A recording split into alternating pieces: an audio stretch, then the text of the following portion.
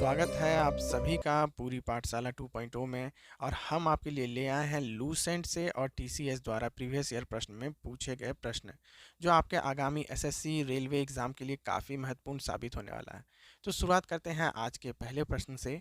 भारतीय संविधान की छठी अनुसूची के जनजातीय क्षेत्रों से संबंध में विशेष प्रशासनिक प्रावधान प्रदान करती है। यानी छठी अनुसूची का संबंध किन क्षेत्रों से है ये पूछा जा रहा है। तो इसका सही जवाब हो जाएगा ऑप्शन ए यानी असम, मेघालय, त्रिपुरा और मिजोरम। और इसमें क्या होता है कि स्टूडेंट बहुत ज़्यादा कंफ्यूज होते हैं। तो इसका ट्रिक क्या है? इसका ट्रिक है ATMM।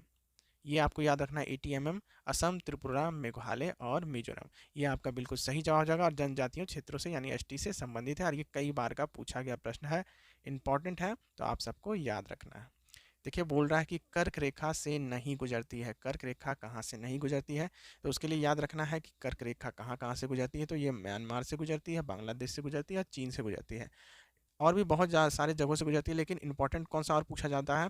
तो याद रखना आपको, सऊदी अरबिया से गुजरती है, UAE से गुजरती है, साथ ही साथ इजिप्ट अगर आपसे पूछ ले तो इजिप्ट या फिर मिस्र से भी होके गुजरती है। तो ये सब आपका पूछा जाता है। एक और याद रख लीजिएगा, मैक्सिको से भी होके गुजरती है।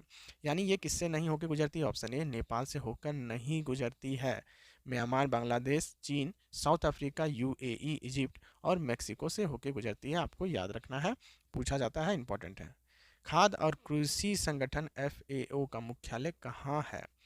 तो इसका सही जवाब हो जाएगा, इसका जो मुख्यालय है हेग में नहीं है, न्यूयॉर्क में नहीं है, वाशिंगटन DC में नहीं है, बल्कि इसका मुख्यालय जो है रोम, इटली के अंदर है, FAO। और FAO की बात करें तो इसकी स्थापना हुई थी 1945 में और ये अभी 130 कंट्री में वर्किंग है। 130 कंट्री में काम चल रहा है। FAO अपनी सेवाएं दे रही है। अगला प्रश्न देख लेते हैं। ओलंपिक इतिहास में सर्वाधिक स्वर्ण पदक किसके नाम है? Larisa Latynina, Mark Spitz, Michael Phelps या साइना नेहवाल। तो ये तो नहीं होगा, इंडियन है और इन्होंने इतना पदक जीता भी नहीं है। तो सही जवाब माइकल फिलिप्स। और ये कहाँ के हैं? USA के हैं। अभी जो हाल ही में NTPC का एग्जाम हुआ था इसमें ये प्रश्न पूछा गया था कि सर्वाधिक स्वर्ण पदक किसके नाम पे। और इनके नाम पे इतना ज़्यादा स्वर्ण पदक है जितना कि भारत के पास भी नहीं है। टोटल कितने स्वर्ण पदक हैं? 23 स्वर्ण पदक हैं, 28 टोटल मेडल इनके पास है, जिसमें से 23 जो है सिर्फ गोल्ड है। किसके पास? माइकल फिलिप्स के पास। USA के तैराक हैं, इनका संबंध तैराकी से है, ये भी आपको याद रखना है। स्विमर है USA के। कौन सा सूत्र मौर्य समाज के नगर प्रशासन का विस्तृत वर्णन देता है? कौटिल्य अर्थशास्त्र, मेगास्थनीज इंडिका, मुद्रा राक्षस या अशोक का शिलालेख। तो इसका सही जवाब हो जाएगा ऑप्शन बी यानी इंडिका जो है मेगास्थनीज ने लिखा था। और ये कहाँ पे लिखा था? तो ये जो है पाटलिपुत्र में लिखा था। पाटलिपुत्र आपको पता होगा कहाँ पे है? ये अभी का जो आप पटना बोलते हैं, बिहार की जो राजधानी वही है पाटलिपुत्र। तो वहाँ पे मेगास्थनीज रुके थे और वहाँ पे उन्होंने इंडिका लिखी थी। इसमें मौर्य साम्राज्य का वर्णन मिलता है मेगास्थनीज के इंडिका में, आपको याद रखना है। मीराबाई चानू का संबंध निम्नलिखित में से किस खेल से है? कुश्ती, भारोत्तोलन, मुक्केबाजी या कोई नहीं। तो मीराबाई चानू का नाम आपने सुना होगा, वेट लिफ्टर है 49 कैटेगरी में। और 2020 में जो टोक्यो ओलंपिक हुआ था उसमें जो है ना इनको सिल्वर मेडल मिला था। तो ये भी आपको याद रखना है, इंपॉर्टेंट है। हाँ, और 2022 का एक और चीज़ याद रखना है, 2022 में जो बर्किंघम में इंग्लैंड में जो कॉमनवेल्थ गेम हुआ था उसमें इनको गोल्ड मिला था। तो ये भी आपको याद रखना, पूछा जाएगा, इंपॉर्टेंट प्रश्न है कि 2022 में गोल्ड मिला था मीराबाई चानू को। किस में मिला था? ऑप्शन बी यानी भारोत्तोलन के लिए मिला था मीराबाई चानू को गोल्ड 2022 के कॉमनवेल्थ गेम में। और 2020 का जो टोक्यो ओलंपिक था उसमें इनको सिल्वर मिला था 49 केजी कैटेगरी के। देखिए एक परीक्षा में कैटेगरी भी पूछा गया था, तो 49 केजी कैटेगरी के हैं। तो इंपॉर्टेंट है, याद रखना है आपको। एक ही साथ 4-5 क्वेश्चन एक ही प्रश्न के थ्रू हो गया। निम्नलिखित में से कौन भारत की जनगणना 2011 का आदर्श वाक्य था? कौन सा था आदर्श वाक्य? हमारी जनगणना हमारा भविष्य। हमारी जनगणना हमारा भविष्य 2011 की जनगणना का आदर्श वाक्य था। और ये 15वीं जनगणना थी। कितनी थी? 15वीं थी, 2011 में हुआ था। हमारा जनगणना हमारा भविष्य था, याद रखना है आपको। भारत के वनावरण का लगभग कितना प्रतिशत है? मतलब भारत में जो वन है वो कितने प्रतिशत भाग में फैला हुआ है? अभी ग्रुप डी में भी ये क्वेश्चन पूछा गया था, ठीक है। तो ये 24% है। कितना है? 24% है भारत में फैला हुआ है। तो आपका आने वाला ALP एग्जाम हो, चाहे आपका SSC एग्जाम की तैयारी करें, तो उसमें इंपॉर्टेंट है, पूछ सकता है, याद रखिएगा। और ये 2019 में कंडक्ट किया था। एक्चुअली में 24.56% है, लेकिन आपको यही याद रखना है। अच्छा, और वन के बारे में जानकारी कौन निकालता है? तो FSI, forest survey in India, ठीक है। फॉरेस्ट सर्वे ऑफ इंडिया जो है वो देहरादून में इसका सेंटर है, वही इसकी जानकारी निकालता है। के नमूने के लिए लेड क्रोमेट का परीक्षण किया जाता है? किसके लिए? धनिया, मिर्च, हल्दी या कोई नहीं? सही जवाब है ऑप्शन सी, यानी हल्दी पाउडर का परीक्षण जो होता है ना, तो उसमें लेड क्रोमेट का यूज़ होता है। उससे पता किया जाता है कि हल्दी का जो पाउडर है वो ओरिजिनल है या नहीं है। भारत के संविधान में अंतर्राष्ट्रीय शांति और सुरक्षा को बढ़ावा देना में शामिल है? किसमें शामिल है? नीति निर्देशक तत्व, उद्देशिका, मौलिक कर्तव्य या 9वीं अनुसूची? तो ये नीति निर्देशक तत्व में क्या लिखा हुआ है कि आपको शांति और सुरक्षा को बढ़ावा देना। अच्छा, एक और चीज़ पूछा जाता है कि नीति निर्देशक तत्व जो है वो किस अनुच्छेद में है, तो वो है अनुच्छेद 51 में। अनुच्छेद 51 में नीति निर्देशक तत्व है, ये भी आपको याद रखना है, इंपॉर्टेंट है। इसको अच्छा से याद रखिएगा। कोशिश आपको ये करना है कि सारे का सारा प्रश्न आपको संगे संग याद हो जाए, और इस वीडियो को 2 से 3 बार आपको देखना है, और देखिएगा तो आपको अच्छे से याद हो जाएगा। अगला प्रश्न देख। अब देखिए, करंट का एक प्रश्न यहाँ पे है कि नोवाक जोकोविच और एस्ले बार्टी किस देशों से संबंधित हैं? तो कई बार होता है कि नोवाक जोकोविच जो है बहुत ज़्यादा पुरस्कार जीतते हैं, और एस्ले बार्टी भी जो है, तो विंबलडन हो चाहे कोई भी आप देखिएगा, ऑस्ट्रेलिया ओपन हो, उस समय नोवाक जोकोविच हमेशा जीतते हैं। तो नोवाक जोकोविच किस देशों से संबंधित रखते हैं, इसको याद रखना। और कई बार लोग इसमें कंफ्यूज होते हैं। तो देखिए, ट्रिक क्या है कि जोकोविच जोक है, तो आप जो सेब खाते हैं ना, सेब सेवई जो रहता है वो इस तरह का डिजाइन का रहता है, लड़ी टाइप का, तो वो जोक की तरह लगता है। तो सर्बिया से हो गया जोकोविच। सेब से आप याद रखिएगा सर्बिया, सेब जो बनता है ईद के समय। अच्छा, बाटी है एस्ले बाटी, यानी दाल बाटी, ऑस्ट्रेलिया। ऑस्ट्रेलिया तो ट्रे जो है, ट्रे ट्रे में दाल बाटी आपको खाने मिलता है, तो एस्ले बाटी कहाँ से होगी? ऑस्ट्रेलिया। तो आपको ये याद हो जाएगा हमेशा के लिए कि जोक जो है सेब से संबंधित है, अब एस्ले बाटी जो है ऑस्ट्रेलिया से संबंधित है, जो आपको ट्रे में खाने मिलता है। तो याद रखिएगा, बहुत बार पूछा जाता है, इंपॉर्टेंट प्रश्न है, करेंट का प्रश्न है। अब देखिए, फिर एक प्रश्न भूगोल का ले रहे हैं कि खारदुंगला पर्वतीय दर्रा भारत के किस राज्य या केंद्र शासित प्रदेश में स्थित है? जम्मू कश्मीर, उत्तराखंड, हिमाचल प्रदेश या लद्दाख? तो ये जम्मू कश्मीर में है, यानी ऑप्शन ए आपका सही इसका जवाब हो जाएगा। लेह का जो एरिया है, लेह लद्दाख का जो लेह डिस्ट्रिक्ट है, तो उसी में यह स्थित है खुरदुंगला पर्वतीय दर्रा। तृतीय संगम कहाँ आयोजित किया गया था? जब तृतीय संगम की बात करें तो ये तमिल संगम से संबंधित है। आपको नाम से भी पता चल रहा होगा, एर्नाकुलम, मदुरै, तुतिकोरिन और अरकमेडू। तो वो कहाँ पे हुआ था? ये हुआ था ऑप्शन सी, मदुरै में तृतीय संगम हुआ था। अच्छा, तृतीय संगम जो है इंपॉर्टेंट है, इसलिए पूछा जा रहा है। तो ये मदुरै में हो गया था, याद रखिएगा, और ये एक तमिल संगम था। माघपुर मेला भारत के किस राज्य का प्रसिद्ध आकर्षण है? किस राज्य का आकर्षण है? ये जो है गुजरात का आकर्षण है। माघपुर मेला का संबंध कहाँ से है? गुजरात का है, और गुजरात में ये कई सालों से मनाया जाता है, कल्चरल फेस्टिवल है गुजरात का।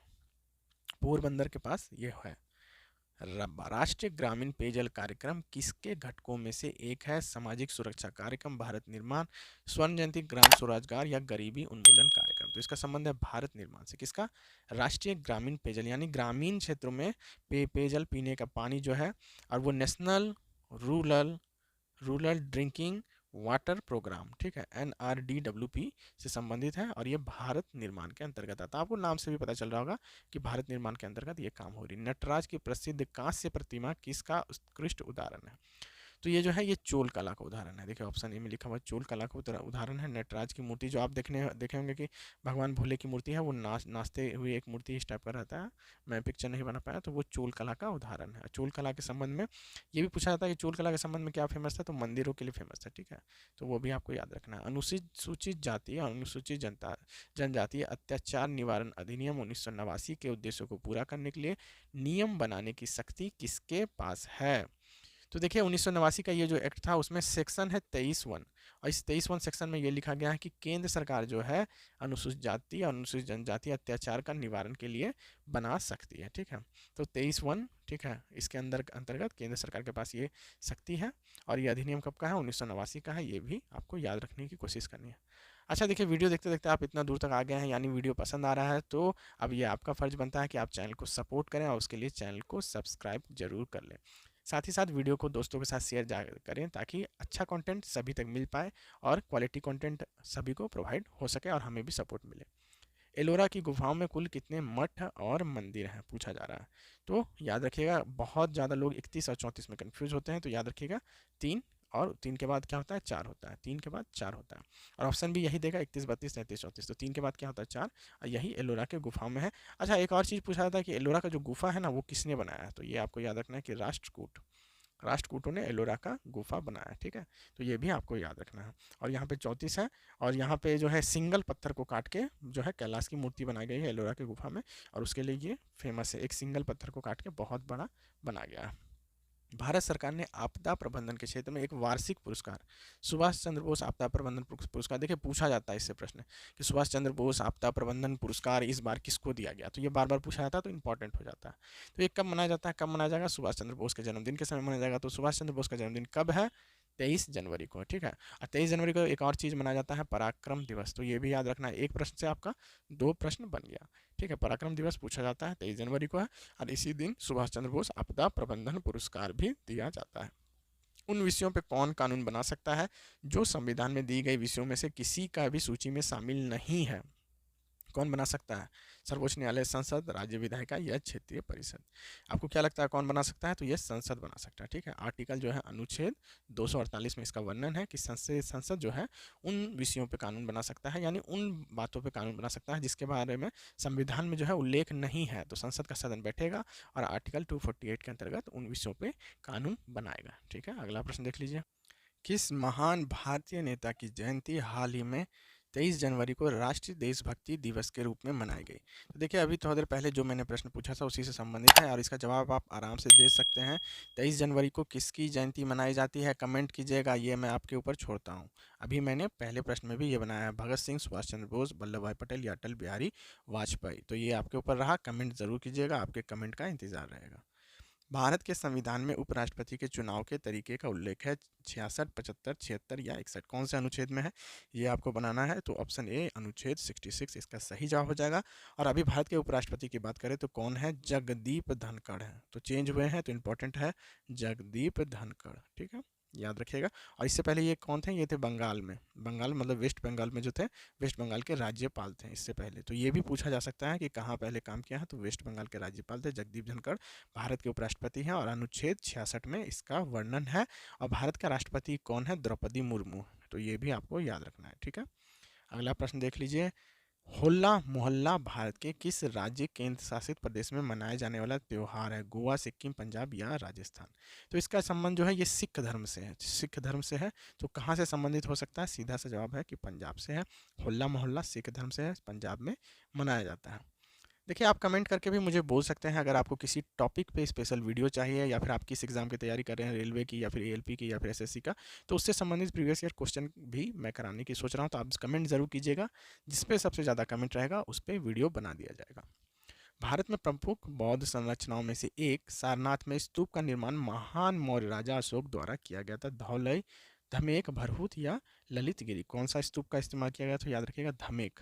धमेक स्तूप का संबंध किससे है, अशोक से है, सारनाथ में। ठीक है, सारनाथ में कौन सा स्तूप है, धमेक स्तूप, अशोक द्वारा बनाया गया था, और इसमें बुद्ध धर्म से संबंधित है। ये सब आपको याद रखना है। सिंधु घाटी सभ्यता का निम्नलिखित में से कौन सा स्थल सिंधु नदी के तट पर स्थित नहीं है, ये पूछा जा रहा है। तो देखिए, कोटदीजी है, मोहनजोदाड़ो है, चनहुदड़ो है, और रोपड़ जो है वो सिंधु नदी के तट पर जो है स्थित नहीं है। तो ये आपको याद रखना है। ठीक है, अगला प्रश्न की तरफ बढ़ते हैं। और अगर पूछ लिया जाए कि रोपड़ कहाँ पे स्थित है, तो ये आपको याद रख लेना है कि ये जो है सतलज नदी के किनारे है। कहाँ पे, सतलज नदी के किनारे, और कहाँ पे है, पंजाब में। तो पंजाब में ये सतलज नदी के किनारे है रोपड़, जबकि ये सब जो है ये तीनों जो है सिंधु नदी के किनारे है। कौन सा, कोटदीजी, मोहनजोदाड़ो और चनहुदड़ो, और रोपड़ सतलज नदी के किनारे है, पंजाब में स्थित है। प्रधानमंत्री मोदी जी के नेतृत्व में एक नया मंत्रालय 6 जुलाई 21 को स्थापित किया गया, कौन सा है, सहकारिता निगम सहकारी है ये। तो सहकारिता मंत्रालय ऑप्शन ए सही जवाब हो जाएगा। और इसके मंत्री कौन है, तो जो भारत के गृह मंत्री हैं, कौन है गृह मंत्री, श्री अमित शाह। तो अमित शाह जो है वही सहकारिता मंत्रालय के मंत्री हैं। करेंट अफेयर का प्रश्न है, इंपॉर्टेंट प्रश्न है, याद रख लीजिएगा। सहकारिता मंत्रालय के मंत्री हैं अमित शाह, और नरेंद्र मोदी जी ने इसका निर्माण किया है। ग्रीनफील्ड हवाई अड्डा नीति के तहत भारत सरकार ने देश भर में ग्रीनफील्ड हवाई अड्डों के स्थापना की मंजूरी दी है। तो कितना ग्रीनफील्ड की मंजूरी दी है, 100, 75, 25 या 21? याद रखिएगा 21। कितना, 21। 21 शुभ होता है ना, 20 रुपये देते हैं प्लस 1 रुपये देते हैं, तो 21। तो 21 ग्रीनफील्ड की मंजूरी दी है किसने, भारत सरकार ने, और 8 अभी तक बनाया भी जा चुका है। तो टोटल 21 बनाया जाना है। अल सल्वाडोर मध्य अमेरिका का एक देश है, और इसकी राजधानी क्या है, सैन सल्वाडोर, फ्रांसिस्को सल्वाडोर और तिगुसिल्पा। तो कौन सी राजधानी हो जाएगी, सैन सल्वाडोर। देखिए, सल्वाडोर सल्वाडोर दो जगह है, तो कंफ्यूज हो सकते हैं, सेंट नहीं है, सैन। कौन सा है, सैन। ठीक है, सैन आपको एल सल्वाडोर की राजधानी है, सैन सल्वाडोर, SAN। ठीक है, याद रखना। अगला प्रश्न देखिए, टोक्यो 2020 ओलंपिक और पैरालंपिक की थीम क्या थी? इंपॉर्टेंट है, पूछा गया प्रश्न है। तो देखिए, टोक्यो ओलंपिक 2020 जो है, यहाँ कंफ्यूज मत होइएगा, 2020 का था, लेकिन क्या हो गया था, कोरोना, तो इसके कारण कब हुआ, 2021 में होता है। और ये कहाँ पे होता है, तो ये टोक्यो में होता है। कब होता है, जुलाई में, ठीक है, तो जुलाई 2021 में होता है। अच्छा, इसकी थीम क्या थी, भावना संयुक्त। देखिए, यहाँ हिंदी में जो है इंग्लिश का ही ट्रांसफर कर दिया गया, ट्रांसलेट, तो आप कंफ्यूज हो सकते हैं। तो इसका हिंदी में अगर पूछे तो भावना से संयुक्त है, तो आप बोलिएगा इसका मतलब क्या है, तो इसका मतलब है United bye emotion, United bye emotion, ठीक है। तो अगर हिंदी में पूछे तो हिंदी में आप कर सकते हैं, इंग्लिश में पूछे तो इंग्लिश में भी कर सकते हैं, यूनाइटेड बाय इमोशन, ये आपको याद रखना है, यूनाइटेड बाय इमोशन। टोक्यो 2020 की जो 21 में हुआ था, उसकी थीम थी। किस चट्टान की संरचना परतदार है, आग्नेय, प्राथमिक, अवसादी या कायांतरित? तो देखिए, अवसादी चट्टान जो होता है वो परतदार है। अच्छा, सैल पत्थर जो है, सैल, चून जो है, ये जो चूना पत्थर जो है, सैल पत्थर, चूना पत्थर, ये जो है, और लिग्नाइट जो है, ये अवसादी है, ठीक है। ये भी आपको याद रखना है। एक साथ 2-3 प्रश्न हो जाए तो ज़्यादा अच्छा है, लिग्नाइट, ठीक है। तो 2 प्रश्न हो गया, संरचना परतदार कौन सी, अवसादी की है, और अवसादी के अंदर कौन सा आता है, सैल पत्थर, चूना पत्थर, लिग्नाइट जो है, ये अवसादी के अंदर आता है। आपसे पूछेगा आग्नेय के अंदर कौन सा होता है, तो आग्नेय का है ग्रेनाइट, आगे बेबी साइनाइट है, तो ग्रेनाइट जो है आग्नेय पत्थर के अंदर आता है, ये बहुत बार पूछा जाता है। बेसाल्ट जो है आपका, बेसाल्ट, ठीक है, और बिटुमिनस, ठीक है, ये जो है बिटुमिनस, बेसाल्ट, ग्रेनाइट जो है आग्नेय पत्थर के अंदर आता है, और शादी के अंदर सैल, चून, लिग्नाइट आता है। तो ये आपको याद रखना है। और क्या बच गया, कायांतरित बच गया। तो कायांतरित के अंदर आपको याद रखना है कि संगमरमर जो है, स्लेट जो है, एंथ्रासाइट जो है, ग्रेफाइट जो है, ये ग्रेनाइट था। ग्रेफाइट, कंफ्यूज नहीं होना, ग्रेफाइट जो है कायांतरित के अंदर आता है, ठीक है, ग्रेफाइट हो गया आपका। और क्या बोला था, संगमरमर जो है, ये आपका आता है, संगमरमर भी कई बार पूछा जाता है, तो ये भी आपको याद रखना है, ठीक है। और स्लेट, ठीक है, इंपॉर्टेंट हो गया। संगमरमर, ग्रेफाइट जो है कायांतरित हो गया, सैल, चूना पत्थर, लिग्नाइट हो गया अवसादी, सैल, चून, कंको, सादी, ठीक है। और आग्नेय पत्थर, आग्नेय जो है ग्रेनाइट के अंदर आता है, ग्रेनाइट, ग्रेफाइट ये है, ठीक है, और बेसाल्ट के अंदर। जो ये था आज का आखिरी प्रश्न। उम्मीद करता हूँ आपको वीडियो पसंद आया होगा, और मैंने जो प्रश्न पूछा है उसका जवाब कमेंट करके ज़रूर बताइए। साथ ही साथ आपके मन में कोई डाउट है या कुछ बात आप मुझ पे पहुँचाना चाहते हैं तो भी कमेंट करें। और चैनल पर नए हैं तो चैनल को सब्सक्राइब करके सपोर्ट जरूर कर देना, और दोस्तों के साथ शेयर भी करना। आपसे फिर मिलते हैं नेक्स्ट वीडियो में, तब तक के लिए